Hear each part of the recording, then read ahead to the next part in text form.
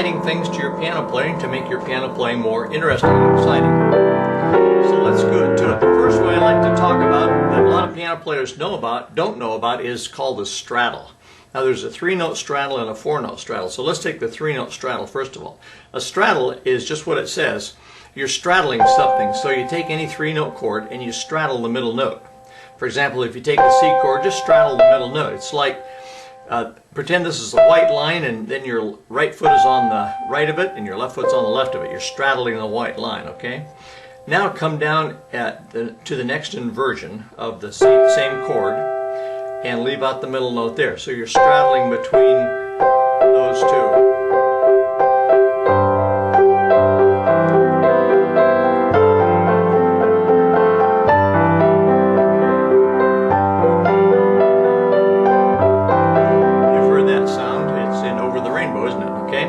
A 4-note straddle is the same thing. Let's take a C major 7th, and you simply play any 2 notes straddling one, and then you play the other 2.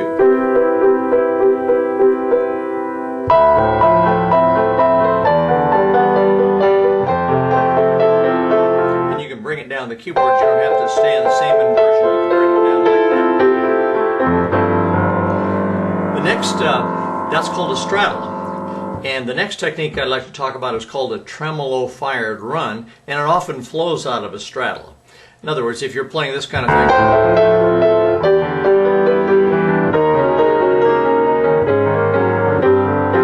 you might do this kind of thing. That's called a tremolo-fired run because you start with a tremolo.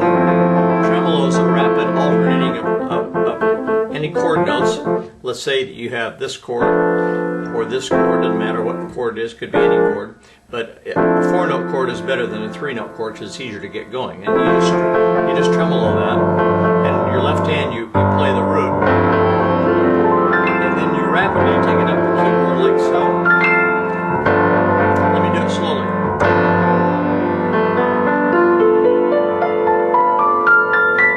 And you can take it back down if you like.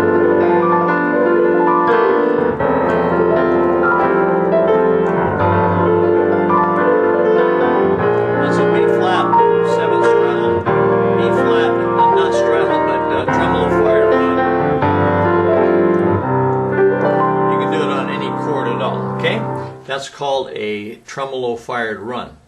Then you can get the sound of a music box simply by breaking up the chord in both hands. For example, like this.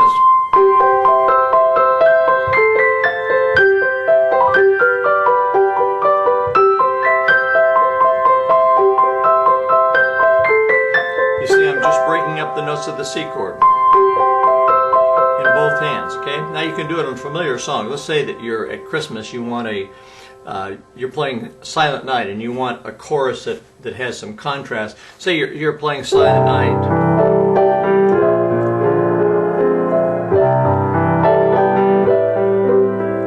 And then you want a chorus that contrasts like that. So you could go.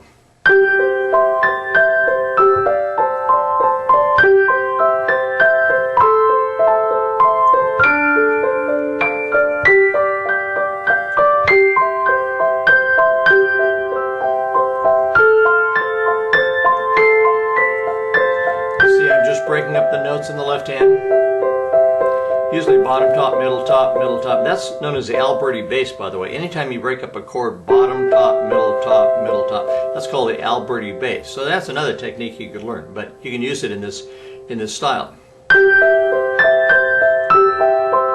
And notice I'm playing the melody in the right hand, but under it I often break up the notes of the chord.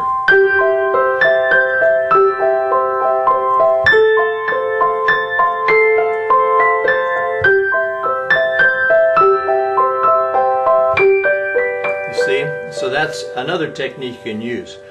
Now there's a technique called the Shearing block chord style, made popular by George Shearing, but other people use it as well. And that's, you take any melody and you double it by playing the melody in the left hand and make the left hand stand out, usually by emphasizing, like playing a grace note below the melody. Let's say the melody goes like this.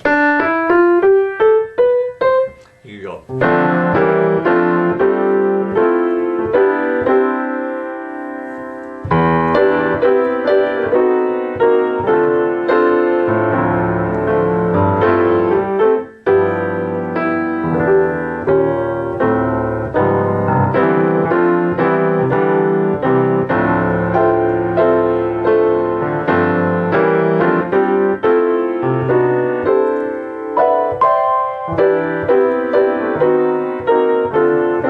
You see, I'm playing the same melodies in the right hand and the left hand, but I'm making the left hand stand out more than the right hand, usually by sliding up to the melody note.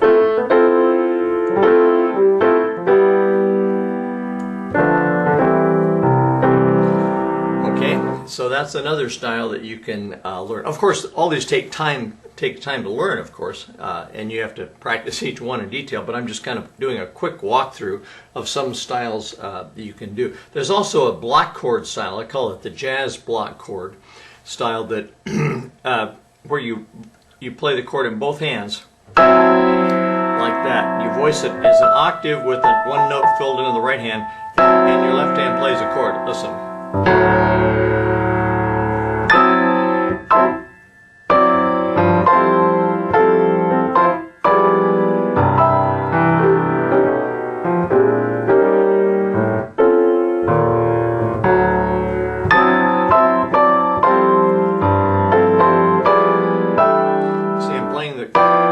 In the rhythm of the melody, whatever the melody is, play the same in the same rhythm, but my left hand has full chords, my right hand has that octave with a note in between it.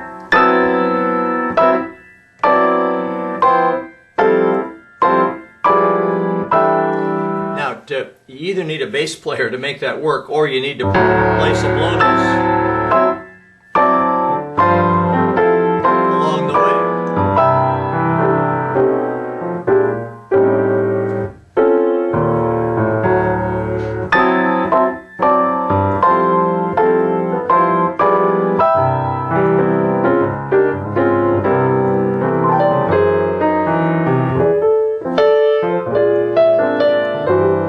It's good to contrast it with other styles as well. I wouldn't play a whole song that way, but you play a phrase like that and then go into some other style.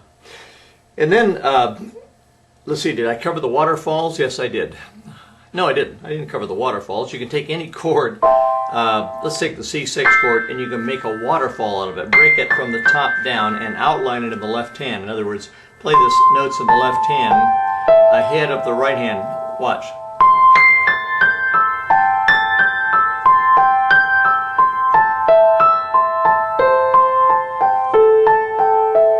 Okay, so we just speed it up a little bit.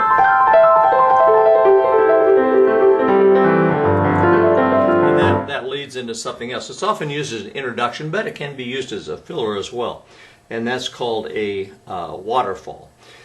And then we could use a blues filler and run simply by using the root and the seventh of any seventh chord. In other words, if the chord is F7th,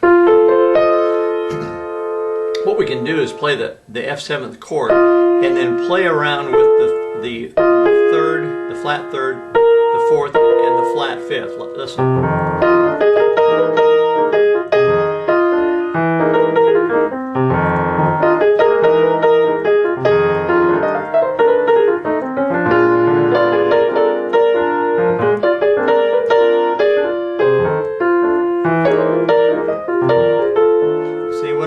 I'm playing the flat fifth, which is C flat, the fourth B flat, and the flat third A flat. Okay, I'm voicing the F chord like this with the seventh on the bottom. It's kind of a jazz voicing, seventh, ninth, third, and sixth. But I have to establish that low feeling first. You can use the same voicing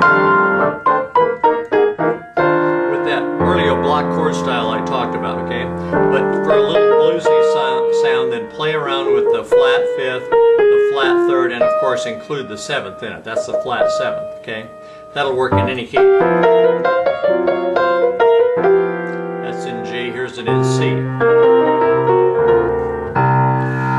Okay, well there's 7 techniques that you can learn eventually to plug into your piano playing to make your playing sound more exciting. And each one has to be learned one by one, but this is a short summary video that I don't have time to go into all those in detail, but we'll do them one by one as we go along. So, thanks for being with me. Hope this kind of whets your appetite for the things you could do on the piano. So, thanks and bye-bye for now.